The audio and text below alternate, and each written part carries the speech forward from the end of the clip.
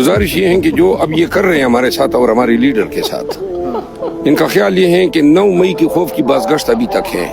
یہ اس دن سے ڈرے جس دن ہم روڈوں پہ نکل گئے، اور جس دن ہم روڈوں پہ نکل گئے تو پھر یہ 9 مئی نہیں ہم پہ قیامت صغریٰ بھی کر دینا اور لاشوں کے ڈھیر بھی بچھا دے.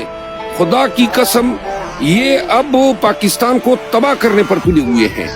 ہم نے پاکستان کی سالمیت کے لیے، پاکستان کی مستقبل کے لیے، جمہوری حقوق کے لیے اپنا مینڈیٹ واپس نکلوانے کے لیے سر پہ کفن باندھ کے نکلیں گے روڈوں پہ، اور ایسے نکلیں گے کہ ان کی کوئی جبر، کوئی ظلم، کوئی لاٹھی گولی ہمیں روک نہیں سکے گی.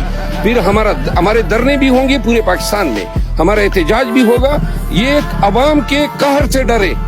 یہ آپ نے ہمارا مینڈیٹ چوری کیا، ہمارے لیڈر کو بے گناہ جیل میں ڈالا ہوا ہے، اس کی بیگم کو ڈالا ہوا ہے، اس کی بہنوں پہ کیسز ہے، ان کے تمام پارٹی پہ کیسز ہے. آج میرے 10 کیسز لگی ہوئی تھی. ان کی